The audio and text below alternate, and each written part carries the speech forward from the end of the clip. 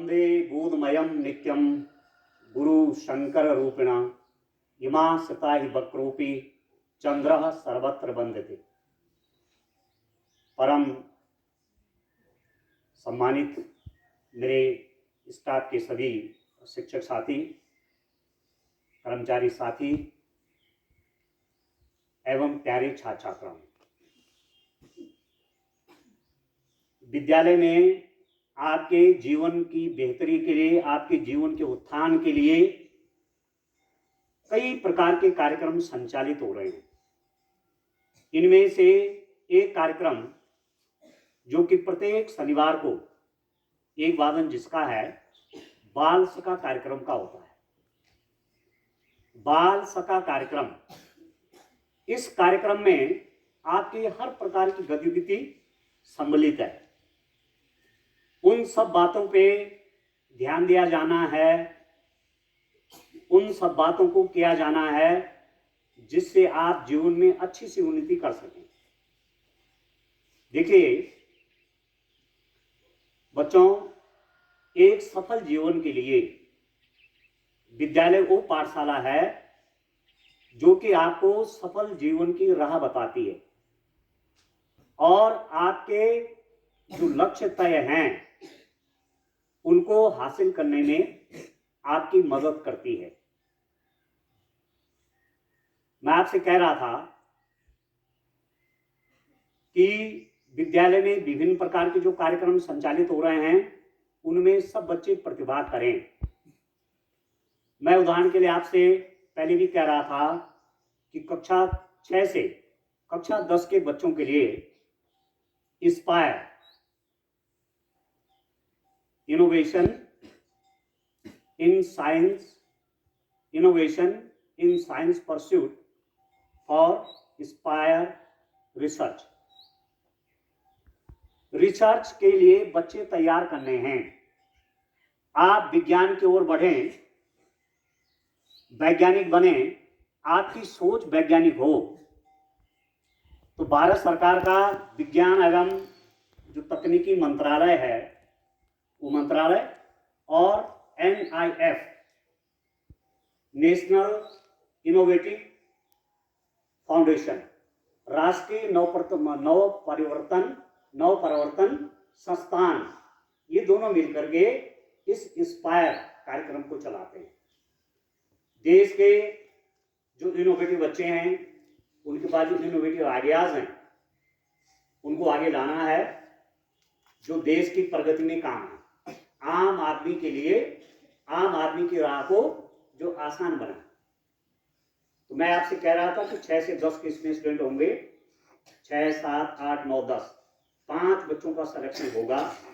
आप अपना आइडिया का कंसेप्ट आपको मैं पहले भी दे चुका हूं।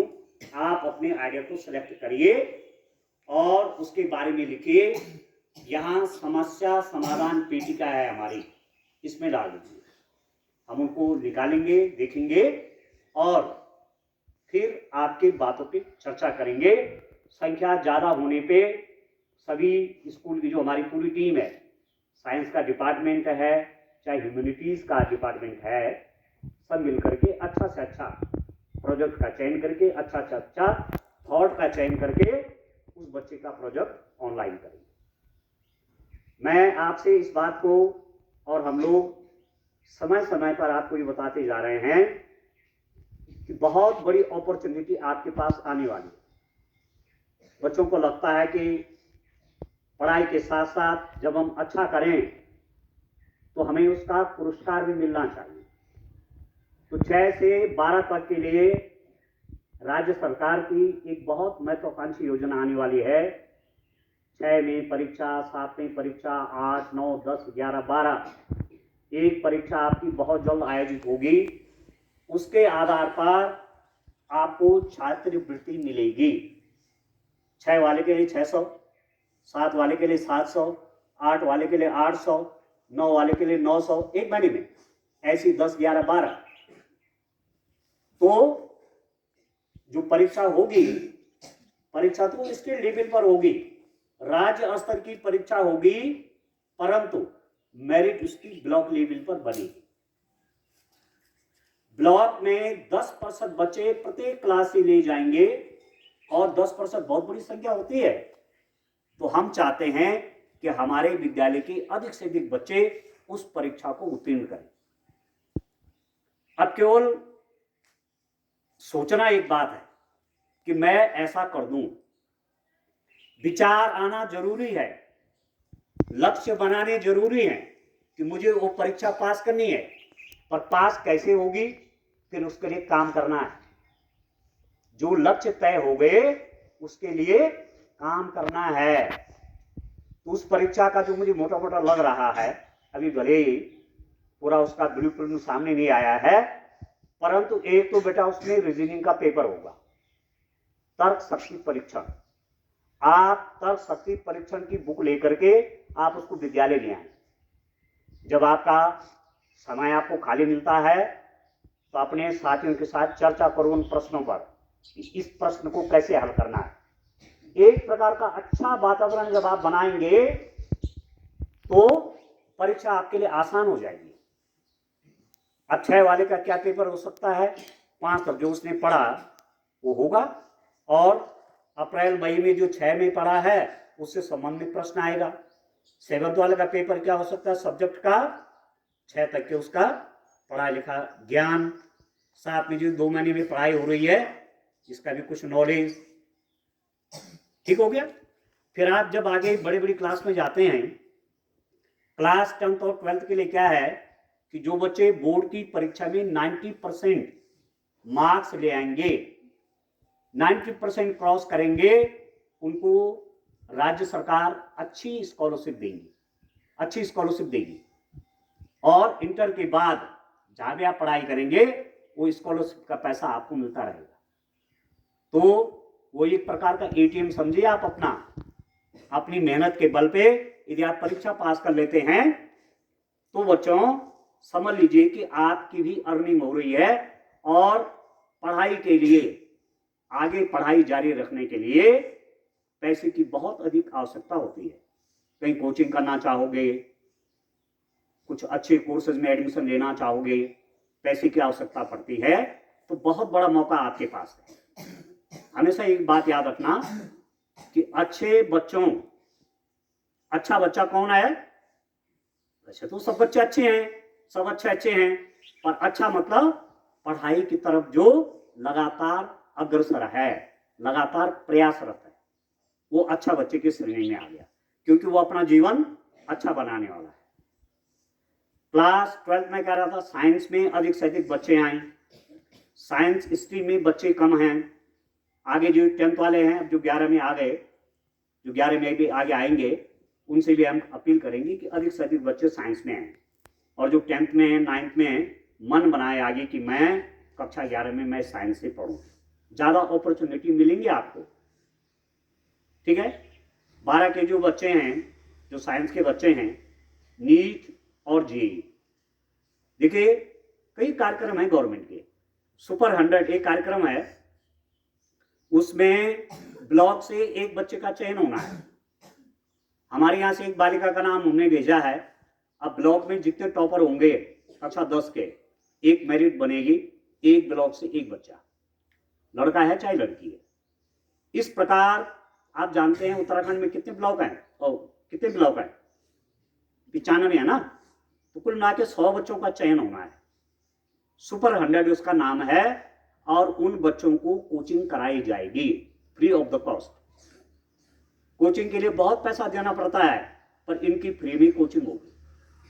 आप ये भी जान रहे हैं कि माननीय आदरणीय डीएम साहब ने भी मिशन शतक इस पिछले सत्र में चलाया था।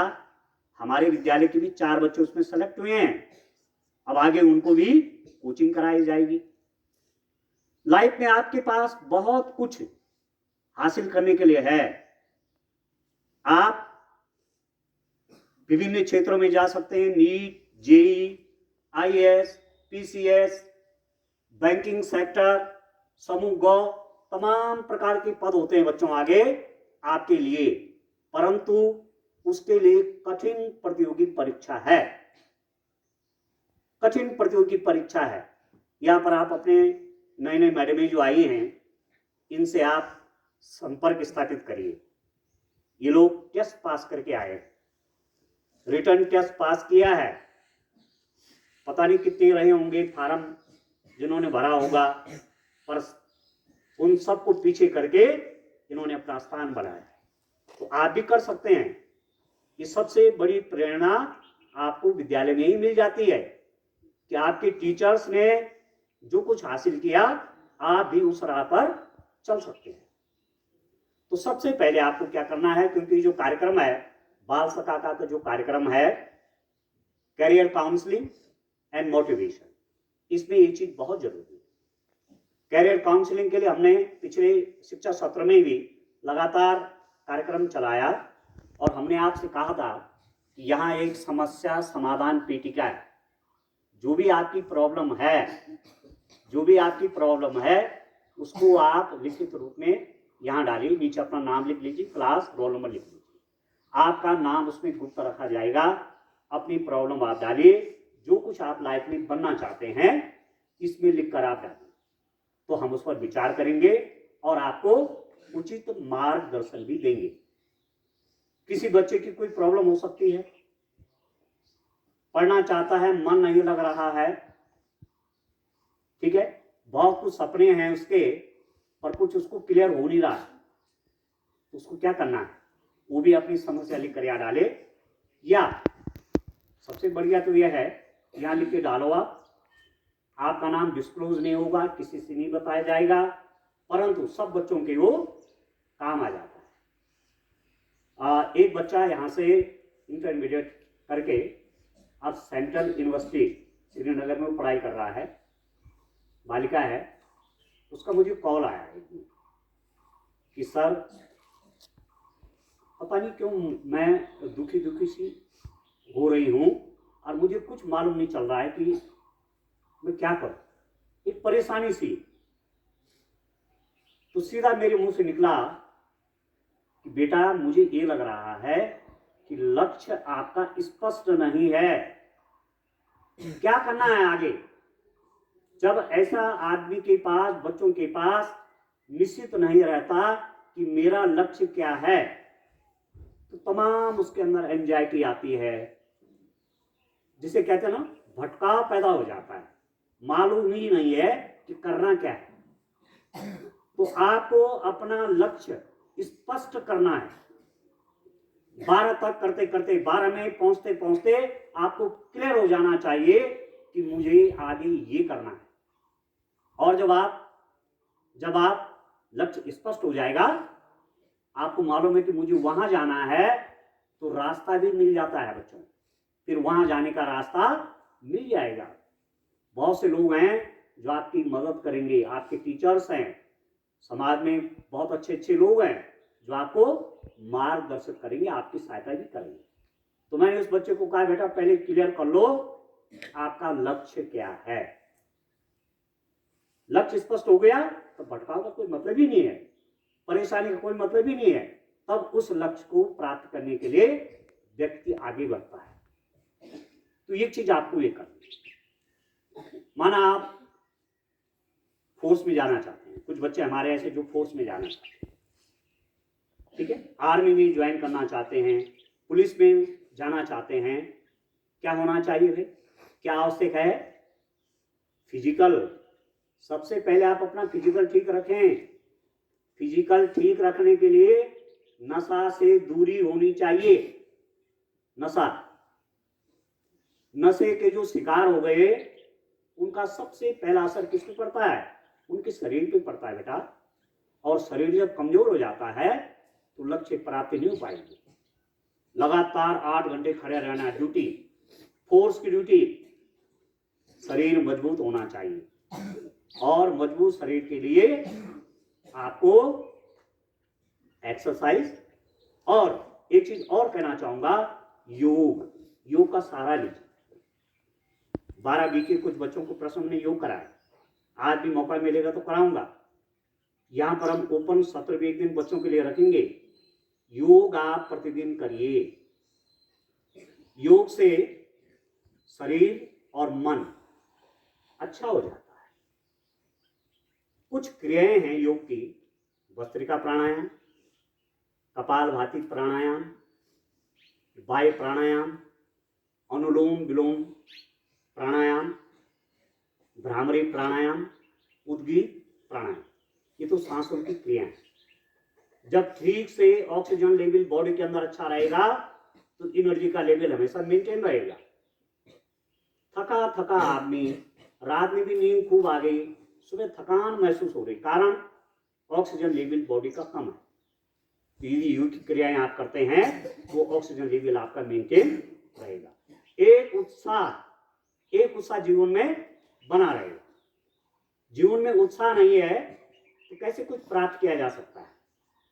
तो एक तो योगाभ्यास, आज भी मैं फिर 12 को करवाऊंगा इन बच्चों को, और 6 वाले भी तैयार रहे, उनको भी मैं बुला सकता हूँ ऐसे। थोड़ा आपको योग बताना है प्रत्येक क्लास को, ठीक है। एक तो ये करना है। दूसरा बच्चों, कैरियर के लिए तो आगे भी आपसे तमाम बात होती रहेगी। दूसरा सबसे बड़ी बात है मोटिवेशन की। हम कैसे मोटिवेट हों। यदि मोटिवेशन अच्छी दिशा में आपका हो गया तो फिर आप आसानी से जो कुछ सोचते हैं वो आपको प्राप्त हो जाता है। बुरी संगत, क्या कहा गया है कि जिन 7 व्यक्तियों के आसपास हम रहते हैं उनकी लाइफ का असर हम पर होता है। जैसे ना मैग्नेट के बगल में आप, चुंबक के बगल में आप लोहे को रखोगे तो लोहा भी चुंबकित हो जाता है, लोहे में भी चुंबक के गुण आ जाते हैं। तो हम जैसी संगति करते हैं वैसे ही बन जाते हैं। तो पहले तो दोस्तों का चयन, आप दोस्तों का चयन ठीक रखें। कोई बच्चा गंदी आदत का है, किसी को कुछ बोलने की आवश्यकता नहीं है, आप व्यसनों से बचिए, ठीक है ना। अच्छी संगति में रहे। व्यसन, पढ़ाई लिखाई न करना, ये सब बुरी आदतें हैं। और जब ऐसी आदतें अंदर आ जाएंगी, व्यसन आ जाएंगे, पढ़ाई लिखाई नहीं कर रहे हैं तो फिर सफलता नहीं मिलती बच्चों। अहो दुर्जन संसर्गात मानि हानि पदय पदय, पावको लो संगेना मुद्र रैर दियांगे। एक बुरे व्यक्ति के संपर्क में जब कोई रहता है तो मान हानि पदे पदे, पग पग पर मान हानि होती है। पग पग पर मान हानि। लोहा जब अग्नि के संपर्क में रहता है या अग्नि लोहे के संपर्क में रहती है तो आप देखते हैं लोहे को पीटा जाता है। मतलब अग्नि भी दंडित हो रही है किसके संग में रहने से? लोहे के संग में रहने से। तो संगति अच्छी रखी। समझ में आ गया? जो बुरी आदत वाला बच्चा है, अभी मैं नहीं कहता कोई बच्चा बुरी आदत वाला है, यदि कोई है तो अपनी आदत आप ठीक कर लो बच्चों, आपके हाथ में है। अभी आपको कोई आदत थोड़ी पड़ी होगी व्यसन की, कोई बीड़ी पीता होगा, हो सकता है कोई सिगरेट पीता होगा, हो सकता है कोई और आगे बढ़ गया होगा, पर आप बच्चे हैं, ये सब चीज आपको छोड़नी होगी, ठीक है। अछोद मानानि यथा तथा कर्माणि फलानि च सह काल नीति वर्तन्ते सह कर्म यथा कर्म। As the flowers and fruits are seen at due time, in the same way, karma will show their good or bad result. It means everyone must reap the fruits of his deeds. जो जैसा करता है वैसा ही फल पाता है, यह इसका श्लोक का। समझ में आ गया? जैसे संगति में हम रहेंगे उसी प्रकार का बच्चों बन जाते हैं, ये मैं आपसे कह रहा था। तो अच्छी संगति आप रखिए। सबसे बढ़िया क्या है, अपने टीचर्स के आप संपर्क में रहिए। बार बार टीचर से प्रॉब्लम, ये समस्या है, कैसा समाधान करेंगे, तो स्वाभाविक आपको प्रेरणा मिलती रहे। अब आप देखो माइंड कंसंट्रेशन कैसे करेंगे, कैसे हम कंसंट्रेट हो पाएंगे पढ़ाई के प्रति। पढ़ने बैठे मन भटक गया, मन इधर उधर लग ही नहीं रहा, ऐसा होता है कि नहीं होता है? हाँ बोलो, होता है ना ऐसा कि हम पढ़ने बैठे और मन क्या हो गया, इधर उधर चला गया, किताब तो निकाल के उतार रहे हैं, मन कहीं और विचलन में। क्या ऐसा आप ही के साथ होता है क्या? नहीं, केवल आपके साथ ही नहीं होता है, ऐसा प्रत्येक के साथ होता है। समझ में आए बच्चों? चंचलम ही मना कृष्ण प्रमाथि बलभद्रजम तस्याहम निग्रहम मन्ये वायु रिव सुदुष्करम। महाभारत का मैदान, धर्मयुद्ध के लिए सेनाएं आमने सामने, अर्जुन महान योद्धा जिन पर निर्भर था पूरे युद्ध का परिणाम, जिनके सारथी भगवान कृष्ण स्वयं हो गए। इतना बड़ा महारथी, इतना बड़ा महारथी, और युद्ध के मैदान में क्या हुआ? युद्ध के मैदान में चंचल हो गया। चंचलम ही मना कृष्ण, हे भगवान ये मन क्या है? बहुत चंचल है। ये इतना चंचल है मेरा मन कि जैसे हवा होती ना, हवा को पकड़ो, हवा को जरा कोई पकड़ के दिखाए, ऐसे ही मन हो गया कि मेरे काबू में नहीं आ रहा। मेरे जो कंधे पर धनुष है ना, ये भी नीचे गिर रहा है, मुझे क्या करना चाहिए? ऐसे प्रश्न देखो। तो चंचल मन किसी का भी हो सकता है। तो भगवान ने उत्तर दिया, असंशय महाबाहो मनो दुर्निग्रहं चलम अभ्यासेन च कौन्तेय वैराग्येन च गिरे।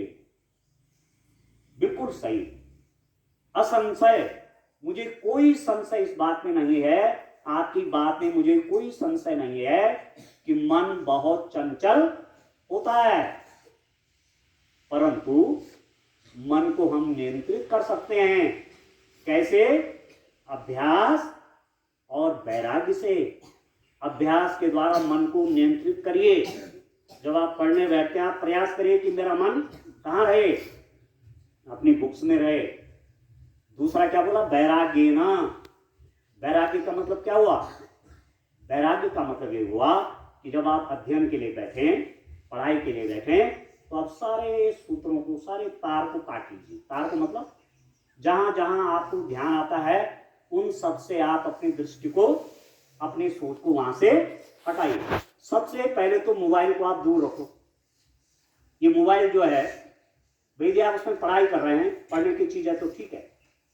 अब आप पढ़ भी रहे हैं, मोबाइल से कोई काम नहीं, आपने उसको बगल में रखा है, नोटिफिकेशन की घंटी बज रही है, आप बार बार उठा के उसको देख रहे हैं। इससे क्या होगा? इससे ध्यान भंग होगा।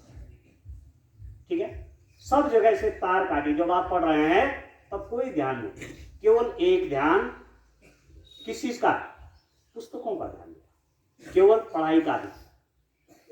जब पढ़ाई करने बैठते हो तो सभी भाई बहन एक साथ मत बैठा करो, आपस में झगड़ा शुरू हो जाता थोड़ी देर में। उन्होंने कहा ये नहीं पढ़ रहा, बड़े ने छोटे को कहा, छोटे ने और छोटे को कहा, आपस में लड़ाई शुरू हो गई। इससे बचना है, अलग अलग बैठो पढ़ने के लिए। तो अभ्यास और वैराग्य से आप अपने ध्यान को कंसंट्रेट कर सकते हैं। और दूसरी चीज मैंने आपको ये भी बताई कि योग के द्वारा जो ये योगिक क्रियाएं हैं, यदि आप प्रतिदिन आधा घंटा 1 घंटा करते हैं तो आपका ध्यान क्या हो जाता है? कंसंट्रेट हो जाता है। ठीक है बच्चों? नमंती फलिनो वृक्ष नमंती गुणिनो जना शुष्क वृक्ष मूर्खाश्च न नमंती कदाचन। हमेशा विनम्र रहिए, विनम्र बनिए और बोलना सीखिए। कहीं पर विनम्रता के साथ अपनी बात रखना सीखिए। किस ढंग से बोला जाता है? अपने टीचर्स भी आप देखते हैं, यहाँ पर सब लोग हैं, मैडम लोग हैं, अच्छे ढंग से बोलते हैं, एक दूसरे से अच्छी इज्जत के साथ बोलते हैं। वो सीखना आपने। ऐसा नहीं कि आपने बोलना नहीं, बोलना है, अपनी हर बात बोलनी है, और उसका एक तरीका होना चाहिए। ठीक है, समझ में आ गया? तो नमंती, झुकना सीखो, झुकना। तरोवर जब फलते हैं नीचे को झुकते जाते हैं। पेड़ों को आपने देखा होगा, पेड़ों में जब फल लगते हैं तो क्या हो जाते हैं? झुकते हैं बच्चों, झुक जाते हैं। और फल फिर क्या, इस संसार के प्राणी मात्र को उन फलों से उनकी भूख मिटती है, ठीक है, उनकी प्यास मिटती है। तो एक तो विनम्रता आपको रखनी है। मैंने आपसे कहा गलत चीज आपको मिल जाए उसका संग नहीं करना है। सत्येन रक्षिते धर्मा विद्याभ्यासेन रक्षिता मृजया रक्षते रूपम कुलम वृत्तेन रक्षते। आपके काम के लिए यहां पर क्या है, विद्याभ्यासेन रक्षित। विद्या अभ्यास से विद्या की रक्षा होती है। जो इस समय 10 में हैं, यदि उन्होंने 9 का सिलेबस छोड़ दिया तो वो छूट गए थे, वो हमेशा के लिए छूट गया। विद्याभ्यासेन, अभ्यास से विद्या बढ़ती है, ठीक है। तो आप पढ़ना सीखिए। अब कल जैसे माना छुट्टी आपकी, ठीक है, अपना नाश्ता पानी करके कम से कम 4 घंटे का आसन लगाएगा। मन लगे ना लगे फिर भी बैठिए, लगातार प्रयास करेंगे तो आपका मन भी पढ़ाई की ओर लगेगा, ठीक है। तो इस रूप में काम करना है, मन को कंसंट्रेट करना है और मेहनत करनी है। जब आप ऐसा करेंगे तो कोई काम ऐसा नहीं है दुनिया का जो आप न कर पाए। एक दृष्टांत देके अपनी बात खत्म करूंगा। पाणिनि, पाणिनि का नाम कितने बच्चों ने सुना? पाणिनि सुना, किसी ने सुना ना? ठीक है, क्या क्या उन्होंने, जोर से बोलो, ठीक है, बोलो बोलो, जोर से बोलो। पाणिनि ने किस चीज के सूत्र? सूत्र, हाँ ठीक है। देखो पाणिनि एक बार एक ज्योतिषी आए, सुनो ध्यान से। वो हाथ देखते थे बहुत अच्छा, तो पाणिनि ने भी उनको हाथ दिखाया कि मैं विद्या पढ़ना चाहता हूं, मैं अच्छा विद्वान बनना चाहता हूं, मैं कर सकता हूं। ज्योतिषी ने उनका हाथ देखा, उन्होंने कहा तुम्हारे हाथ में तो विद्या रेखा ही नहीं है, नहीं कर सकते। उन्होंने कहा विद्या रेखा कहां पर होती है? उन्होंने कहा ये होती है। तो तुरंत गए, चाकू लाया, उन्होंने हाथ को ही वो रेखा बना। समझ रहे हो? मैंने पढ़ना है, मैंने विद्याध्ययन करना है, कितनी प्रतिबद्धता थी। और आप जानते हैं पाणिनि ने अष्टाध्यायी की रचना की। अष्टाध्यायी ये संस्कृत व्याकरण, ये व्याकरण की एक ऐसी किताब है जो कि दुनिया की सबसे पहली लिखित व्याकरण क्या है? अष्टाध्यायी। दुनिया की बोल रहा हूं मैं। अष्ट अध्यायी, कितने अध्याय हैं इसमें? 8। एक अध्याय में 4 सूत्र हैं, एक अध्याय में 4 पद, एक अध्याय में 4 पद है, तो कितने पद हो गए? 32 पद हो गए। एक पद में 38 से लेकर के 220 तक सूत्र हैं, तो लगभग 4000 सूत्र हैं इसमें, इस पुस्तक में। और ये कब लिखी उन्होंने? ईसा पूर्व 500 ईस्वी, ईसा से 500 ईस्वी पूर्व की लिखी हुई पुस्तक है। और पहली पुस्तक है, संस्कृत भाषा में लिखी है, व्याकरण की पहली किताब है। सबसे प्राचीन ग्रंथ कौन है? ऋग्वेद। सबसे प्राचीन ग्रंथ किसको माना जाता है दुनिया का? ऋग्वेद को माना जाता है। तो व्याकरण की ये जो पुस्तक है अष्टाध्यायी, ये पाणिनि ने लिखी। और मैं आपको कहानी में बता गया कि क्या क्या हुआ। तो लक्ष्य जब बहुत स्पष्ट होता है बच्चों, तब जाकर के हर प्रकार का गोल को आप प्राप्त कर सकते हैं, ठीक है। तो इन सब बातों के साथ और भी आगे जब भी कार्यक्रम होते रहेंगे, बाल सभा कार्यक्रम हो या अन्य कार्यक्रम हो, तो आपको मोटिवेशन का कार्यक्रम चलता रहेगा और आप सजग रहेंगे। यदि आप सजग नहीं रहेंगे तो फिर कुछ नहीं हो सकता।